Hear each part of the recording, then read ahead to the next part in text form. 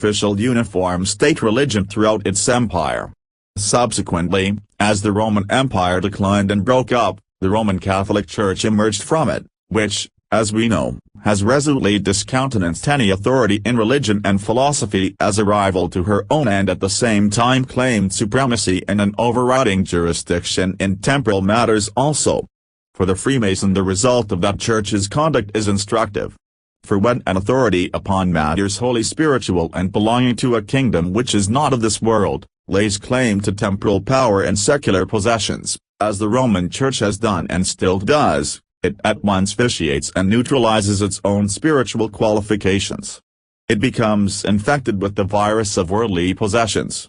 It loads itself with the money and metals from which it is essential to keep divested. The result has been that what might have been, and was designed to be, the greatest spiritually educative force in the world's history, has become a materialized institution, exercising an intellectual tyranny which has estranged the minds of millions from religion altogether. As Lot's wife is metaphorically said to have crystallized into a pillar of salt through turning back in desire to what she ought to have renounced altogether, so in trying to serve Mammon and God at the same time the Roman Church has failed in both, and, as the result of the false steps and abuses of centuries, the world is today a chaos of disunited sects, and popular religious teaching is as materialistic as Masonry. It is a pity, for in its original design and practice Christianity was intended to serve as a system of initiation upon a Catholic or universal scale, and to take over, supersede and amplify all that previously was taught, in a less efficacious way and to a more restricted public, in the ancient mysteries. It is not possible here to enter upon the extremely interesting questions involved in the transition from pre-Christian to Christian religion, or to explain why and how the Christian mysteries are the efflorescence of the earlier ones and transcend them. In their central teachings, as in the philosophic method of life they demand, the two methods are identical. The differences between them are only such as are due to amplification and formal expression. Christianity came not to destroy, but to fulfill and expand. That fulfillment and expansion were consequent upon an event of cosmic importance which we speak of as the Incarnation. By that event something had happened affecting the very fabric of our planet and every item of the human family. What that something was and the nature of the change it wrought is too great and deep a theme to develop now, but, to illustrate it by Masonic symbolism, it was an event which is the equivalent of, and is represented by, the transference of the sacred symbol of the grand geometrician of the universe from the ceiling of the lodge, where it is located in the elementary grades of the craft, to the floor, where it is found in the royal arch degree surrounded with flaming lights and every circumstance of reverence and sanctity. How many Masons are there in the order today who recognize that, in this piece of symbolism, Masonry is giving affirmation and ocular testimony to precisely the same fact as the churchman affirms when he recites in his creed the words "He came down from heaven, and was incarnate and was made man." By a tacit and quite unwarranted convention the members of the craft avoid mention in their lodges of the Christian master and confine their scriptural readings and references almost exclusively to the Old Testament, the motive being no doubt due to a desire to observe the injunction as to refraining from religious discussion and to prevent offense on the part of brethren who may not be of the Christian faith. The motive is an entirely misguided one and is negated by the fact that the greater light upon which every member is obligated, and to which his earnest attention is recommended from the moment of his admission to the order, is not only the Old Testament, but the volume of the sacred law in its entirety. The New Testament is as essential to his instruction as the Old, not merely because of its moral teaching, but in virtue of its constituting the record of the mysteries in their supreme form and historic culmination. The Gospels themselves, like the Masonic degrees, are a record of preparation and illumination, leading up to the ordeal of death, followed by a raising from the dead and the attainment of mastership, and they exhibit the process of initiation carried to the highest conceivable degree of attainment. The New Testament is full of passages in Masonic terminology, and there is not a little irony in the failure by modern Masons to recognize its supreme importance and relevancy to their lodge proceedings, and in the fact that in so doing they may be likening themselves to those builders of whom it is written that they rejected the chief cornerstone. They would learn further that the Grand Master and exemplar of Masonry, Hiram Abiff, is but a figure of the great Master and exemplar and Savior of the world, the divine architect by whom all things were made, without whom is nothing that hath been made, and whose life is the light of men. If, in the words of the Masonic hymn, Hiram the architect did all the craft direct how they should build, it is equally true that the protagonists of the Christian scriptures also taught universal humanity how they should build and reconstruct their own fallen nature, and that the method of such building is one which involves the cross as its working tool, and one which culminates in a death and a raising from the dead. And, of those who attain their initiation and mastership by that method, is it not further written there that they become of the household of God and built into a spiritual temple not made with hands, but eternal and in the heavens, and of which Jesus Christ is the chief cornerstone, in whom all the building, fitly framed together, groweth unto an holy temple builded for an habitation of God? Neither the ancient mysteries nor modern Masonry, their descendant, therefore, can be rightly viewed without reference to their relation to the Christian Evangel, into which the pre-Christian schools became assumed. The line of succession and evolution from the former to the latter is direct and organic, allowing for differences of time, place and form of expression. Both taught exactly the same truths and inculcated the necessity for regeneration. In such a matter there cannot be a diversity of doctrine. The truth concerning it must be static and uniform at all periods of the world's history. Hence we find St. Augustine affirming that there has never existed but one religion in the world since the beginning of time, meaning by religion the science of rebinding the dislocated soul to its source, and that religion began to be called Christian in apostolic times. And hence to it is that both the Roman Church and Masonry, although so widely divergent in outlook and method, have this feature in common, that each declares and insists that no alteration or innovation in its central doctrine is permissible, and that it is unlawful to remove or deviate from its ancient landmarks. Each is right in its insistence, for in the system of each is enshrined the age-old doctrine of regeneration and divinization of the human soul, obscured in the one case by theological and other accretions foreign to the main purpose of religion, and unperceived in the other because its symbolism remains uninterpreted. To clear vision, Christian and Masonic doctrine are identical in intention though different in method.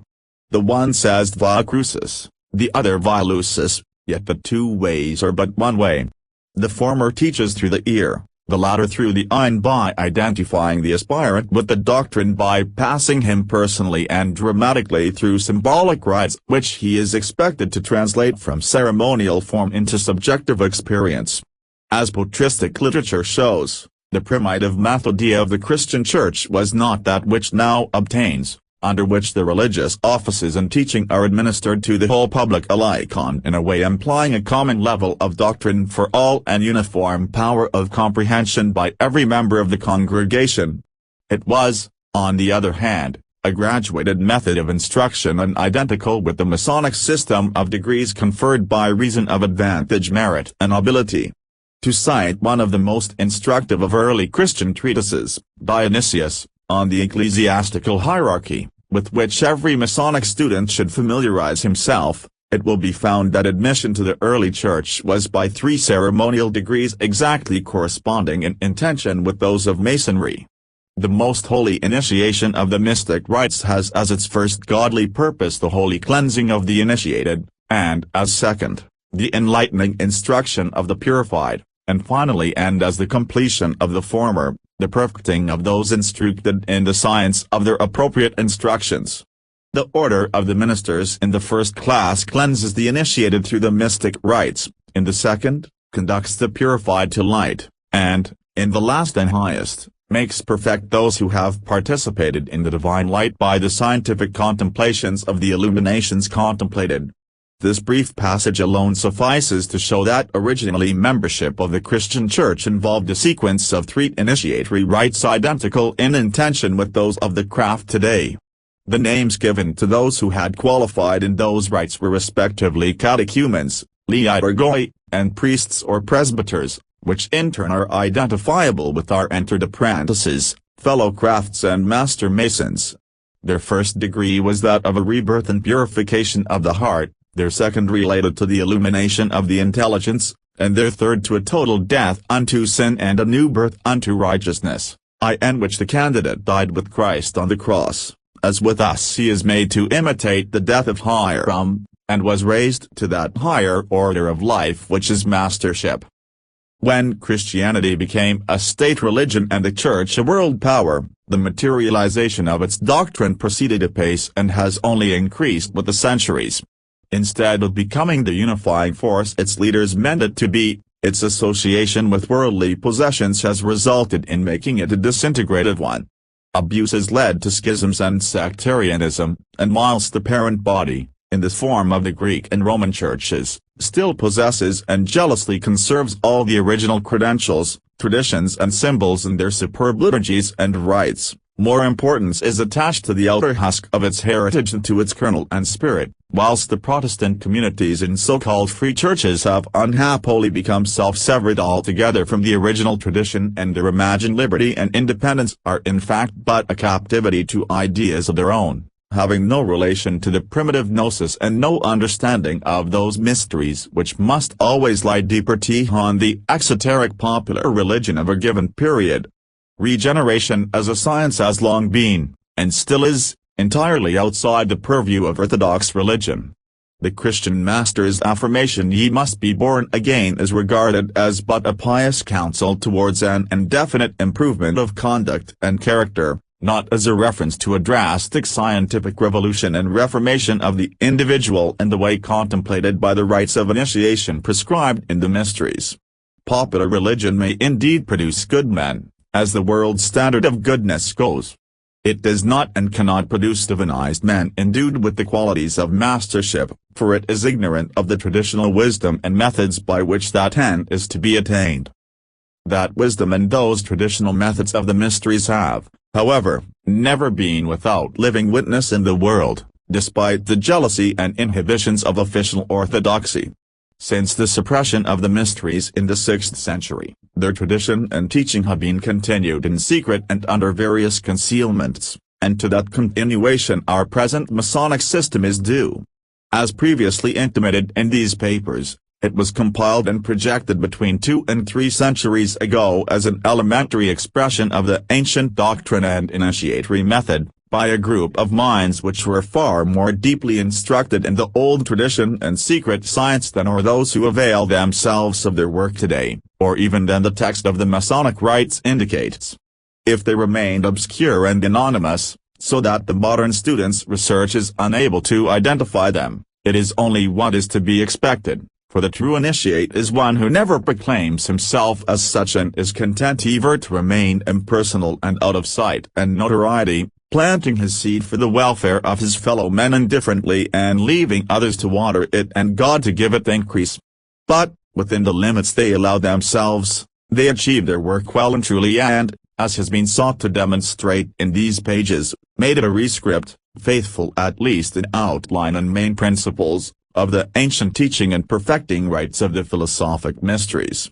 It has been well said by a writer of authority on the subject that they put forward the system of speculative masonry as an experiment upon the mind of the age, and with a view to exhibiting to at least a small section of our public living in a time of gross darkness and materialism an evidence of the doctrine of regeneration which might serve as a light to such as could profit therefrom. If this theory be true, their intention may at first sight appear to have become falsified by subsequent developments, in the course of which there has sprung up an organization of worldwide dimensions and vast membership, animated undoubtedly in the main with worthy ideals and accomplishing a certain measure of benevolent work, but nevertheless failing entirely in perceiving its true and original purpose as an order for promoting the science of human regeneration, and unconscious that by this default its achievements in other directions are of small or no account. but a broader and wiser view of the situation would be one that,